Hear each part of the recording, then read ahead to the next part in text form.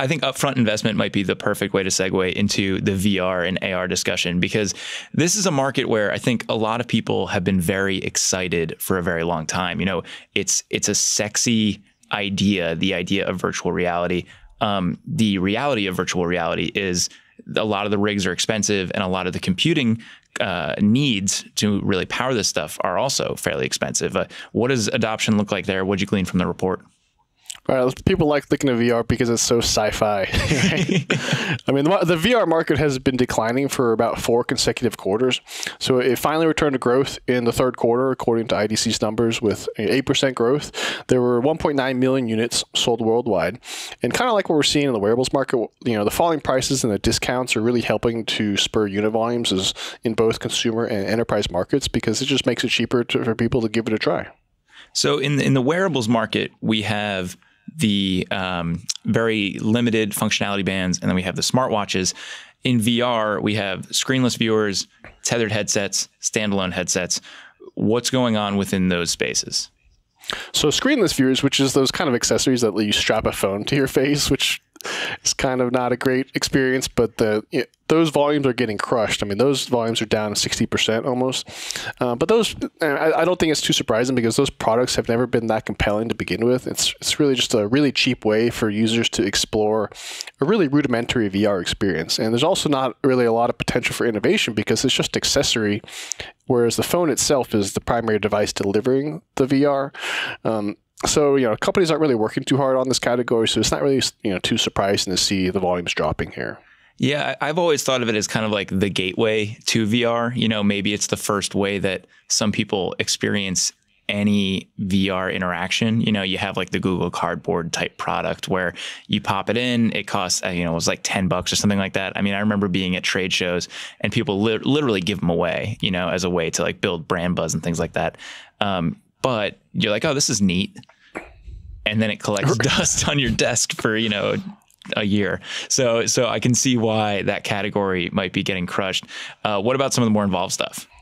So the tethered headsets, which are the ones where you have the headset, but you still have to plug it into like a high-powered PC. That market is still pretty solid. Sold over 1 million units for the second time ever. Sony is the clear leader with their PSVR. They sold almost 500,000 units, and they have a pretty big advantage here, because they've sold over 80 million PS4 gaming consoles to date.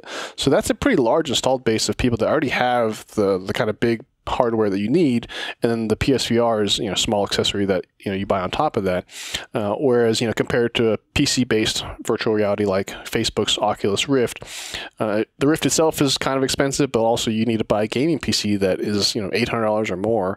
So that's a pretty expensive, you know, setup to do. I mean, there is clearly a market for it of enthusiasts that are really big into it, and most of the applications are still gaming. But I think that market is still doing pretty solid. It's kind of funny, because Oculus is the Kleenex of VR. You know, I think if you were to ask someone to just name a VR rig, that would be the one that they'd throw out there. Yeah, and they're number 2. I mean, they sold about 300,000 units in the quarter, so they're second behind Sony, and the number 3 behind them is HTC. So, you know, three main players here. Something that I was kind of surprised by looking at this report is how AR hasn't taken the way that I was kind of hoping it might. You know, I look at VR and I say, okay, it's immersive. It's wholly immersive. AR is kind of a hybrid there, and yet it is still a very small portion of the market of this combined AR VR space. Right. I mean, AR is still only about 3% of the market, and kind of like the early VR stuff that we were talking about with the accessories, like AR primarily is being delivered through phones these days. You know, we have Apple and Google really pushing AR technology on their own platforms to allow developers to create these experiences that are all through your phone. I mean, use your phone as like a viewfinder. And as far as like pure AR headsets go, there aren't really a lot of players. It's really like Lenovo and Microsoft. Lenovo sells this one headset that's very limited. There's like just one Star Wars game.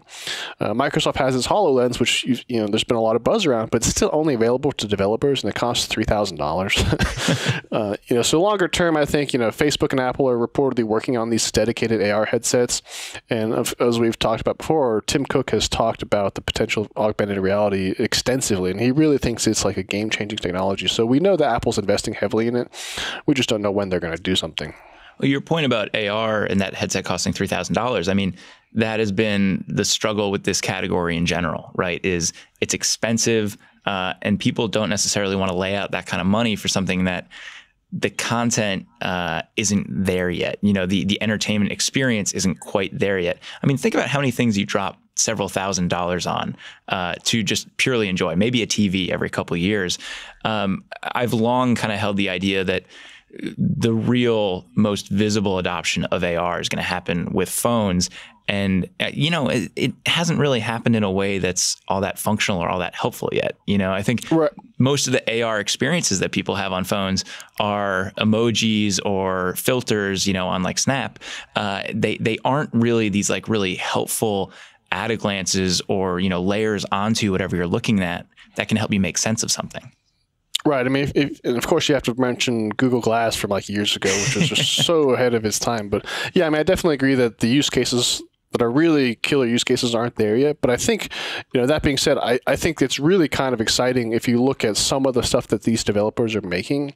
I saw one the other day where, you know, there was like a photorealistic shoe. I mean, they're selling shoes, some product, you know, demo type thing, but it looked photorealistic. Like, it was kind of crazy how good it looked. And there's just a lot of these like glimpses that we're seeing of what developers are working on that do have a lot of promise and potential for the future. But I definitely agree that it's not quite there yet to the point where it would warrant someone buying a dedicated AR headset for everyday use. It's just not there yet. So to recap all of this, it sounds like Sony is continuing to do what it needs to do to further VR in the gaming space. For some of the other big tech names, expect AR and maybe some idea of VR to play into hardware that people maybe already have or to future product lines. But, you know, a company like Apple, you know, it's not playing into the strategy in a very visible way right now. All right, but they are, you know, putting the groundwork for eventually. I mean, they're doing the right thing with getting the content and getting people kind of used to the idea first, which paves the way for eventual adoption of a dedicated headset later on. Do you think that we will see something AR or VR related from Apple before we see Uber and Lyft go public, Evan? No, I think it'll probably be like, you know, 3 to 5 years or so, but you know, definitely not 2019. Would not expect that. I guess Apple. We'll just have to keep waiting. That's just the way things go.